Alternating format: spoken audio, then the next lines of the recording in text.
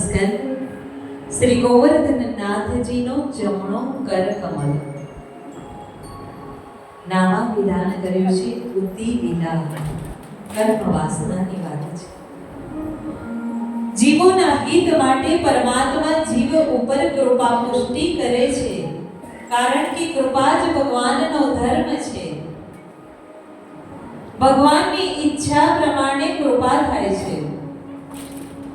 આપણા જીવનમાં આવતા સુખ અને દુઃખને પોતાના કરેલા કર્મના જ પરિણામ સમજીને સ્વસ્થ રીતે પ્રસન્નતાથી ભોગવવા જોઈએ. દુઃખમાં કોઈ નિમિત્તને અપવાદ ન અપાય. શરણાગતિ પૂર્વક પોતાના કર્મના ફલ ભોગવતા ભગવાનની વિશેષ કૃપાની રાહ જોવી જરૂરી છે.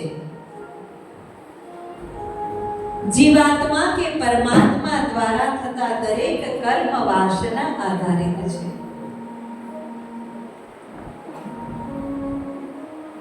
અહીંયા કહ્યું કે જીવનમાં આવતા સુખ અને દુઃખને પોતાના કરેલા કર્મના જ પરિણામ સમજીને સ્વસ્થ રીતે પ્રસન્નતાથી ભોગવવા જોઈએ. આપણે શું કરીએ છીએ? બીજાને દોષ આપવાનો. બહુ નકામો છે મારો પાડોશી, જવા દો ને, પણ તારા કર્મના ફલ સ્વરૂપ જ મળ્યું ભાઈ, એપ્રોપ્રિએટ છે.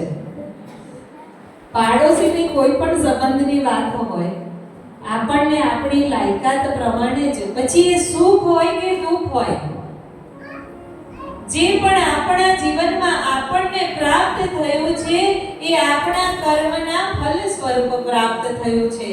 પણ આપણે એને નિમિત્ત બનાવીએ છીએ કે તારા કારણે હું દુઃખી છું.